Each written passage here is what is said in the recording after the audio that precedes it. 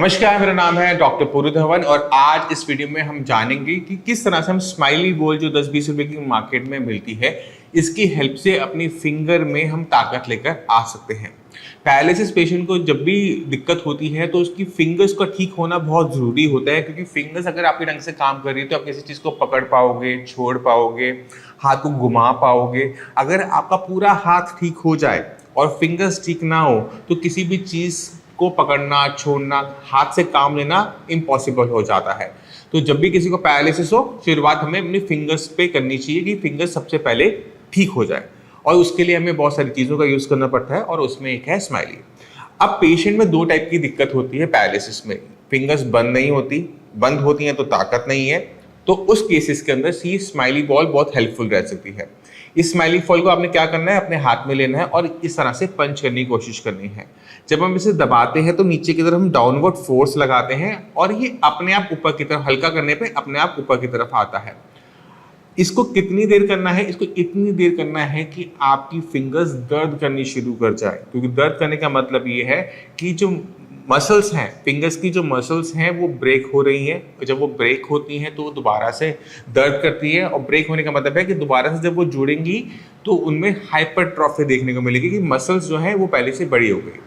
इसको easy way में समझना है, इस तरह से समझो जैसे कोई जिम में जाता है, मशीन अपने वेट उठाता है, तो क्या होता है, वेट उठाने से उसके जो मसल फाइबर पहले टूटते हैं और फिर दोबारा से जुड़ते हैं। जब वो जुड़ते हैं तो पहले से बड़े होते हैं, इसी वजह से जिम जाने पे बाइसेप्स हैं, ट्राइसेप्स हैं, सारी मसल्स बड़ी होनी शुरू हो जाती है।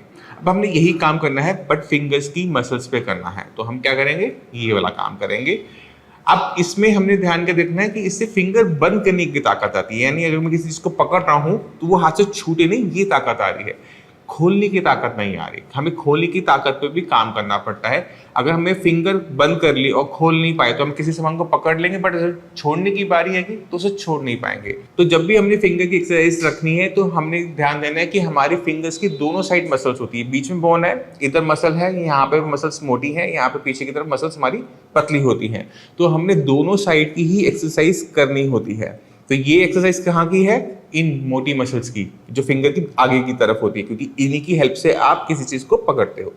अब रह जाता है सवाल कि फिंगर खोलने की हम प्रैक्टिस कैसे करें। उसके लिए मैं आपको इस वीडियो के एंड पे एक और लिंक दूंगा, वीडियो का लिंक दूंगा, उस पर जाकर आप देखिएगा कि किस तरह से हम अपने फिंगर्स के अंदर ताकत लेकर आ सकते हैं। खुलने के लिए, बंद करने के लिए स्माइली बॉल सही रहती है। कुछ लोगों के हाथ से ये स्माइली बॉल छूट जाती है, कर रहे हैं और वो गिर जाती है, इसमें ग्रिप नहीं बना पाते। तो उसमें तरीका क्या होता है कि आपने एक सुई ली, धागा लिया और उसको पीछे से निकाल दिया। धागा मोटा होना चाहिए, जैसे ऊन होती है या मोटा धागा होता है, उसको निकाल लिया। अब क्या होगा कि इसमें से धागा निकल गया, आपने इसे हाथ में पकड़ा और धागे को अपने हाथ के पीछे बांध लिया। अब ये बॉल आपके हाथ से स्लिप नहीं करेगी, ये आपके हाथ में बनी रहेगी। तो जब भी आप बैठे हुए हैं, आराम कर रहे हैं, तो आप इस एक्सरसाइज को कर सकते हैं। दिन में जितनी बार इसको करेंगे उतनी जल्दी ही आपकी फिंगर्स की पावर आएगी और उतनी ही वो बढ़ेगी, जिससे आपको चीज़ों को पकड़ने में आसानी होगी, छोड़ने में नहीं। छोड़ने के लिए मैंने आपको बताया है, उसको आप जाके देखिएगा और समझिएगा। उसके बाद हम दोबारा मिलेंगे अगली वीडियो में। तब तक के लिए नमस्कार।